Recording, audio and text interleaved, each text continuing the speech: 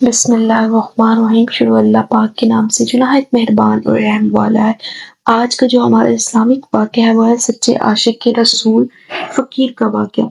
جامعہ مسجد دہلی کے دروازے پر ایک معذور آدمی بیٹھا بھیک مانگ رہا تھا۔ ایک انگریز وہاں مسجد کو دیکھنے کے لیے آیا۔ ہم نے بھی دیکھا کہ جامعہ مسجد کو انگریز دیکھنے کے لیے آتے جاتے ہیں۔ وہ انگریز بڑا عہدہ رکھتا تھا۔ جب وہ اس فقیر کے پاس سے گزرا تو اس نے سلوٹ مارا تاکہ کچھ دے جائے۔ چنانچہ اس انگریز نے اسے کچھ پیسے دیے۔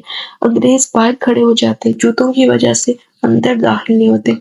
مسجد کے نقش و نگار اور عظمت ایسی ہوتی کہ اللہ کے گھر کے سامنے انہیں سکون مل جاتا۔ وہ انگریز مسجد کو دیکھ کر چلا گیا۔ گھر جا کر اسے معلوم ہوا جس بٹوے سے پیسے نکال کر دیے تھے وہ بٹوا جیب میں نہیں، پیسے بھی کافی تھے اور پتہ بھی نہیں کہ کہاں گرا ہوگا۔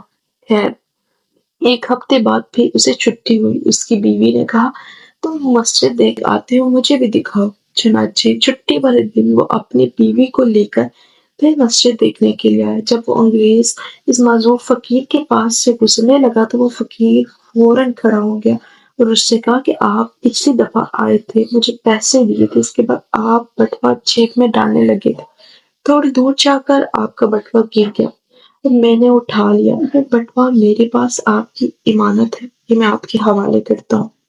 انگریز نے بٹوے کو کھول کر دیکھا تو پیسے بالکل پورے تھے۔ حیران ہو کر وہ سوچنے لگا کہ بٹوا تو دے دیا ہے مگر اس کے اندر بھی کچھ رقم نکال سکتا تھا، مجھے امید بھی یہی تھی۔ اس نے اس فقیر سے پوچھا، آخر کیا بات ہے کہ تم نے کچھ بھی پیسے اپنے پاس نہ رکھے؟ معذور فقیر کہنے لگا، بات یہ ہے کہ قیامت کے دن ہر آدمی اپنے نبی کے پیچھے ہوگا، جماعتوں کی صورت میں انبیاء کرام علیہ السلام کے پیچھے چل رہے ہوں گے۔ جب میں نے بٹوا اٹھایا تو میرا جی تو چاہتا تھا کہ میں اس سے لے لوں، مگر مجھے خیال آیا کہ ہر کام اللہ کے سامنے پیش ہونا ہے، لیکن میں یہ پیسے رکھ لوں گا اور کل قیامت کے دن میں حضور اکرم صلی اللہ علیہ وسلم کے پیچھے کھڑا ہوں گا اور آپ حضرت عیسیٰ علیہ السلام کے پیچھے کھڑے ہوں گے۔